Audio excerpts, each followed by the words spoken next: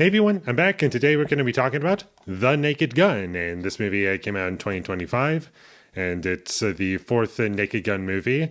I've seen and reviewed the entire trilogy with Leslie Nielsen. Really enjoyed those, and I was interested seeing this. I was a bit terrified because I wasn't sure how they were going to handle it, and I knew that Seth MacFarlane was going to be involved as a producer on this film.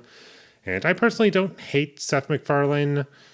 Sometimes his humor works for me. Most of the time it just falls flat and I just forget about it, or it just comes across as really cringeworthy. But he wasn't like a red flag, but I was just worried how they were going to handle this movie. And I personally thought this movie was good. I would say it's definitely my least favorite out of the entire franchise for sure. But I did not regret watching it. I was thoroughly entertained. It was nice and short, under 90 minutes. Perfect runtime for this movie. Didn't waste any time for me. I was never bored, and the acting was good. I thought Liam Neeson was really good in this movie and very funny, and he had lots of moments where he shined and really brought a lot of humor to the film, and the comedy overall worked for me pretty well, and I was laughing a decent amount throughout the film, and Pamela Anderson was good as well. I liked seeing her with Liam Neeson, and I liked the character dynamics, and they played off each other pretty well. And in terms of tone and capturing the overall style, in terms of the sense of humor that the previous films had, I thought it did a pretty good job at the very least. Like, I definitely felt like I was in this universe. Like, it was winning me back over to the Naked Gun movies.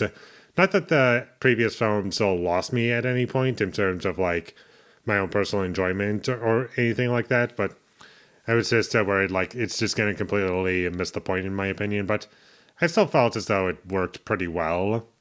There was definitely plenty of fun scenes that I really enjoyed throughout, and had funny visual gags as well, and there were points that were reminded me of Austin Powers a little bit.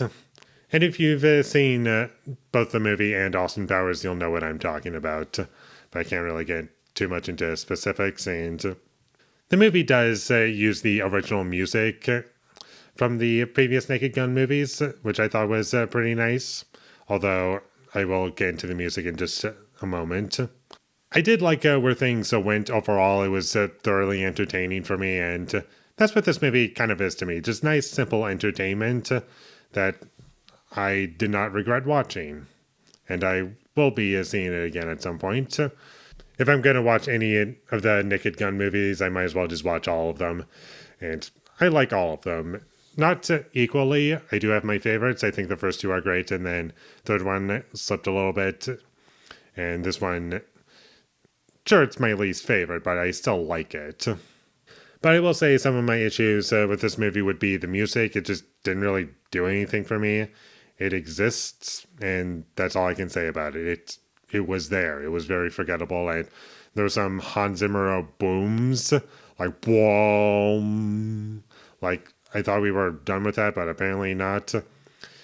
I guess it could be considered okay because it's in a parody movie, but it didn't really feel as though that's something it was parodying, in my opinion, as far as like the music is concerned.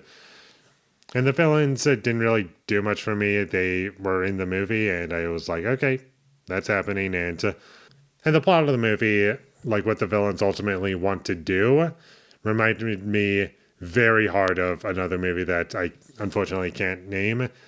The most I can say about it is it came out 10 years prior to this movie.